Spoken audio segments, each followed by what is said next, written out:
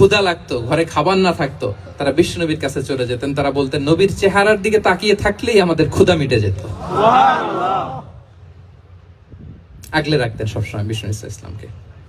আর সবসময় বিষ্ণু ইসলাম একটা smiling face নিয়ে তাদের সাথে কথা বলতেন, মুচকি হাসবেন। বিষ্ণু বলেন তাবাসসুমুকা ফি ওয়াজহি আখিকা সাদাকা, your smile to your brother it's a charity. তোমার ভাইয়ের দিকে তাকিয়ে তুমি যে মুচকি হাসো, এটা সাদাকা দেওয়ার সওয়াব কামিয়ে ফেলো তুমি। সুবহানাল্লাহ। এবং সাহাবারা বলতেন মা রাআইতু আহাদান আকসারা তাবাসসুমান মিন রাসূলিল্লাহ সাল্লাল্লাহু আলাইহি ওয়াসাল্লাম। বিষ্ণু নবীর চাইতে বেশি কাউকে আমরা কোনোদিন মুচকি হাসি দিতে দেখিনি। সুবহানাল্লাহ। মুচকি হাসেন তো আপনারা?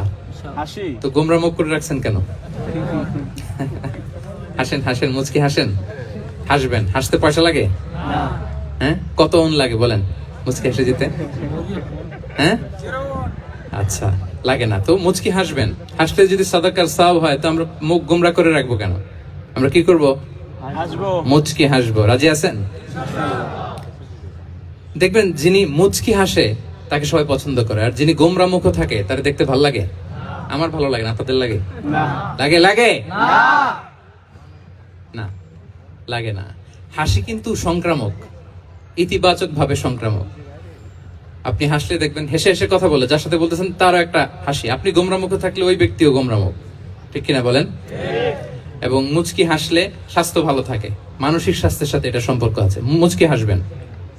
মোবাইল বন্ধ করবেন। এই যে খুব দায়িত্বশীলতার সাথে উনি মুচকি হেসে হেসে ভিডিও করতেছে। প্রিয় ভাইয়েরা, দেখেন বিষ্ণু ইসলাম কেমন কনসিডারেট ছিলেন।